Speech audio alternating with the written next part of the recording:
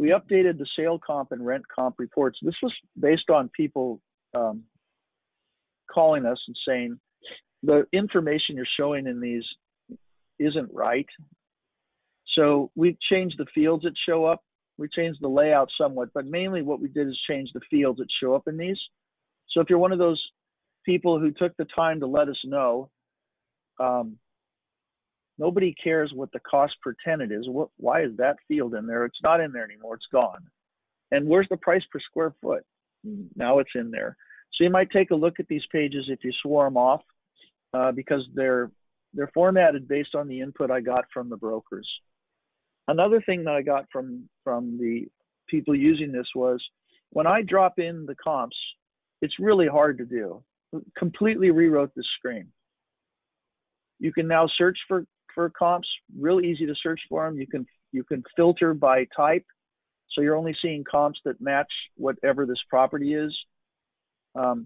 You can take these comps and you can reorder them. So if this one's the most important one, I can drag it to the top of the list and make it the number one comp. And you can also edit comps from here. This was another problem people had, was they couldn't figure out how to add comps. It's right here at the top now, add and edit comps. And that opens up a separate window you can put off to the side. So you can go through these comps and you can add and edit things. And you can also now pull in comps from the CRM. So in the new comps manager, I can click CRM.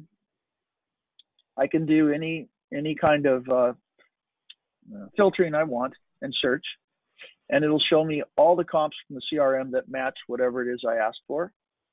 Then I can select the ones I want to bring in for this property or into my comps manager in general and say, okay, or save, or whatever the button says, import.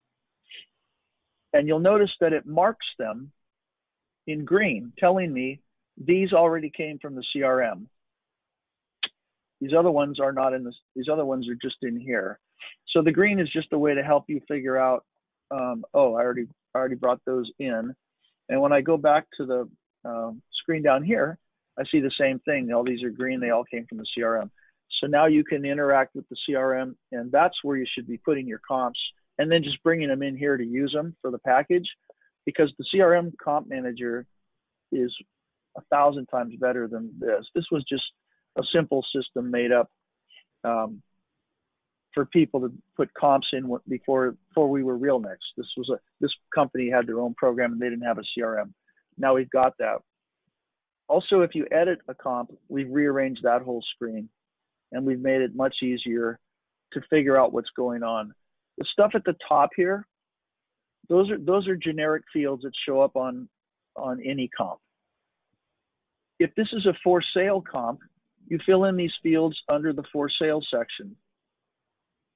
If this isn't a for sale, you don't need to fill those in. I'm not going to use them. If it's a rent comp, you fill in these fields. If it's not for rent, you don't have to fill these in. And then if it's this one's multifamily, it shows the unit mix. If it was office, industrial, retail, it would show you the major tenants. So this changes, but you can fill them in if you want to. But this is showing you the fields that will be on the report if you fill them in. If you don't fill them in, then we don't show them on the report. We just don't show them at all on the report if they're missing. Rather than the way it used to be on a rent comp or sale comp, you'd see a label like RSF and there'd be a blank next to it.